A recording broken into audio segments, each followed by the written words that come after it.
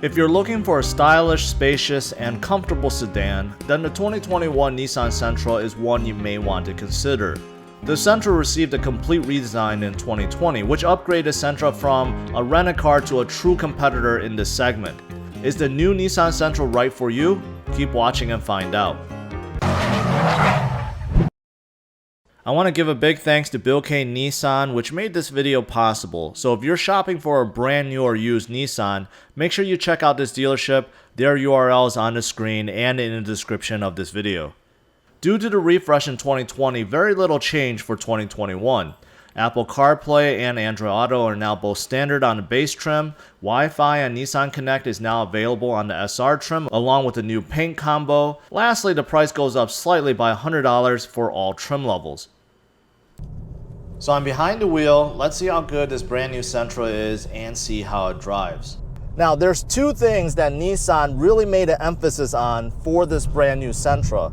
Number one, the looks, and number two, safety features. So let's start with the looks. So looking on the outside, this Sentra looks light years better than the old one.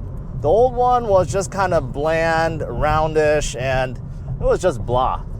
The Sentra now looks modern, sleek, edgy, and it matches the rest of the sedans from Nissan's lineup, which is a really good thing. So starting from the front, take a look at the new V-Motion grille.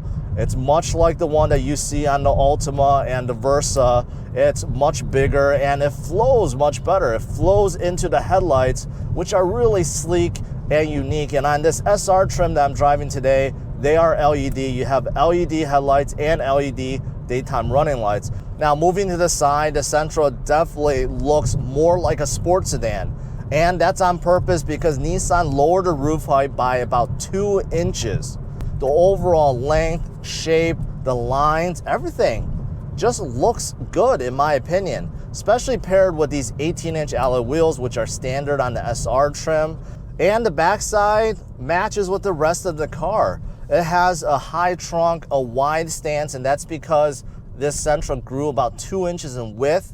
So it definitely has a wider stance. Also take a look, the taillights are smoked. They have smoke housing, which will look really good, especially with the white car. And on the bottom, you do have a chrome exhaust tip, nice and big, and that's standard on the SR. So overall, if you take a look at the outside of the Sentra, it's a huge improvement over the last model, and in my opinion, one of the best looking compact sedans you could buy today. Now on the inside, same thing. Not only does it look light years better, but it also feels better. The quality have improved dramatically. Starting with the trunk, no surprises, decently big, but what I like is the second row folds down so that you can carry much bigger items in the back.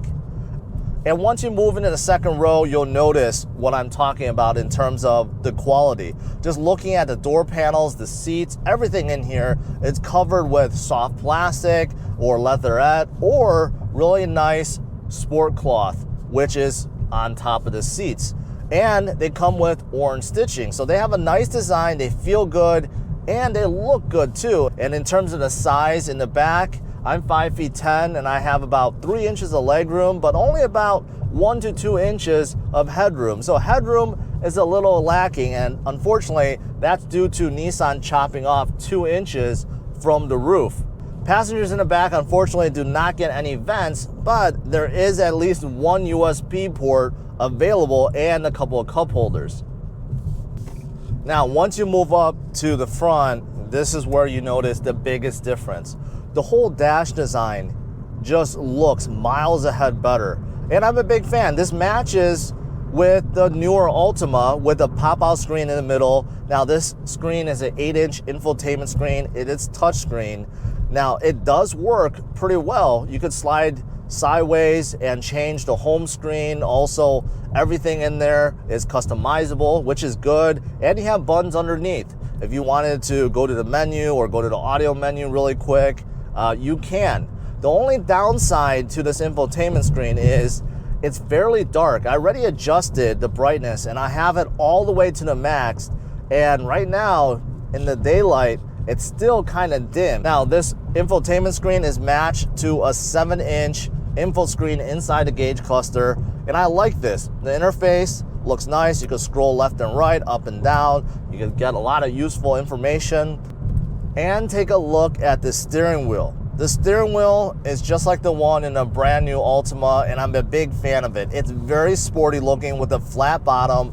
Overall, it has the nice thickness and orange stitching around, and the buttons are easy to understand. So I'm a big fan of the steering wheel. It's not leather, but it is some kind of leatherette material that still feels decently good. Now everything else about up here also just flows and matches really well. As you can see, the vents, they look really good. Circular vents in the middle. Underneath you have dual zone climate control, very easy to understand, and I like the aluminum bezel around. Underneath you have some space for your phone, and you get 2 USB ports, a 12V outlet, and underneath that you have a push button start and a standard shifter, which is nice. Nissan has not moved away from a standard shifter, and I'm a big fan of that. All right, next, let's talk about safety features, because that's a big selling point to this brand new Sentra. Now, most manufacturers have their own safety suite. For example, Honda has Honda Sensing. Toyota is Toyota Safety Sense 2.0. For Nissan, it's called Safety Shield 360.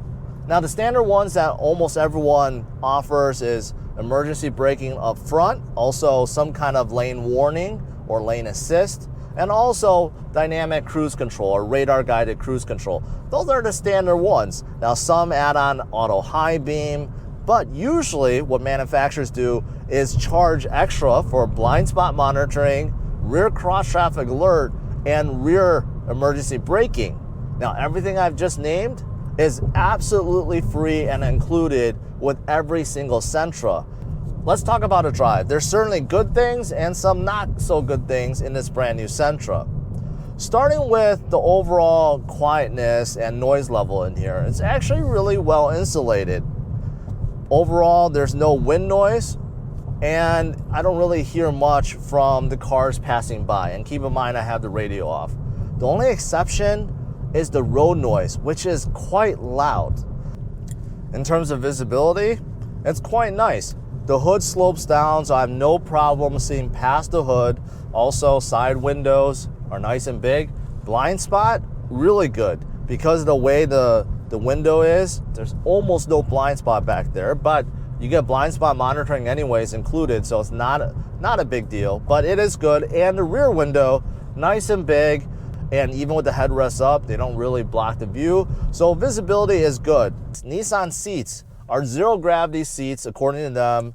With the help of NASA, they designed these really comfortable seats with low pressure points. So it actually does work. Every single Nissan I've reviewed so far has really, really comfortable seats. And the same thing in here. Although these are sports seats though, so I feel like they're contoured well bolstered, so I'm not sliding around. But I do feel like it's a little bit stiffer than some of the other ones I've tested in other Nissans. So just a tad stiffer, but not uncomfortable by any means, and they really hold me in. The steering is good too. It feels a little artificial, but it has a good weight and it's pretty precise. There's almost no play. Outside of this, I'm starting to feel in the Sentra, so the steering is precise, has a good weight, just feels a tad artificial to me.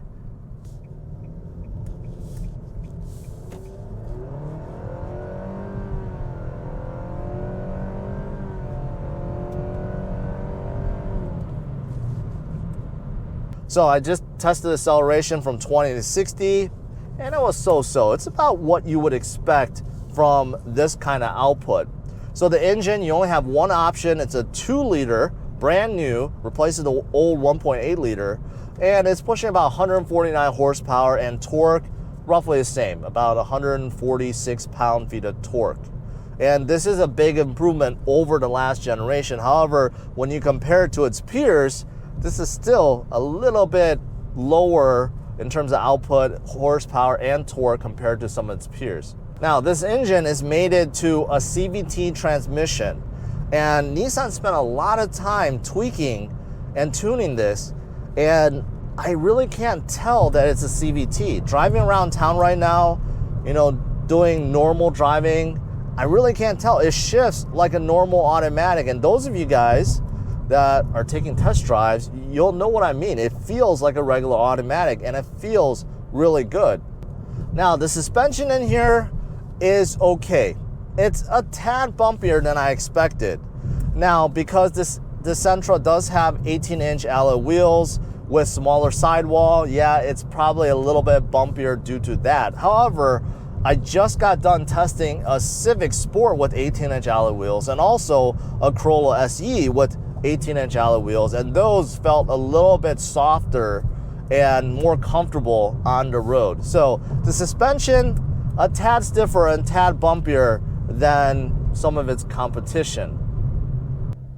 One thing that I'm not a fan of, and you'll notice it right away, is when you come to a complete stop, the brakes feel a little weird, and I think some of that has to do with the Cvt transmission. And this is the best way I can explain it. When you come to a stop, first of all, the pedal feels a little bit stiffer, just slightly, a little bit stiffer. But towards the end, under 20 miles per hour, when you're coming to a true stop, the Sentra kind of wallows a little bit. It's a really weird sensation. It's not a linear stop. Like right now, I'm wallowing, and you could feel it. It's a sensation where you're kind of wallowing, where it's not coming to a stop linearly. It's kind of coming in waves. So there's 3 trim levels to choose from on this brand new Sentra. You have the base, which is S, and after that you have the SV, which goes up about a grand or so, and then you have the SR. So overall, between the SR and the S, there's only about $2,500 difference.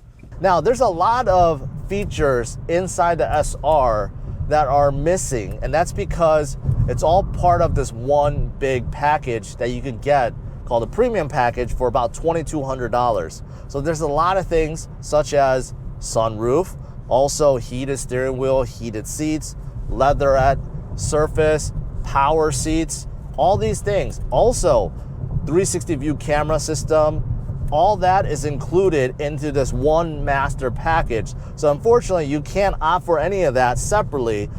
So after reviewing the Sentra, I think this is a huge improvement over the last generation. From the looks, from the quality, from the standard safety features, there's a whole lot that you're getting in this brand new Sentra. So next, let me sum up the good and bad for you so you can decide if this is the right car for you. To sum up, the 2021 Nissan Sentra does so many things well, but does have a few drawbacks. The good include the stylish and modern exterior along with the high quality and functional interior. The zero-gravity seats are very comfortable, there's a good amount of space in the second row and trunk. The standard Nissan Safety Shield 360 is also a big plus. Lastly, the Sentra provides good visibility along with great steering feel. As for the bad, the brakes definitely need some work. The suspension is a tad stiff, there is some road noise, and most of the nice features are bundled within a single optional package. Overall, I'm giving the brand new 2021 Nissan Sentra a score of 87. To see where it ranks, check out driversonlyrankings.com. Thanks for watching, hit the like and subscribe to the channel, and check out these other videos.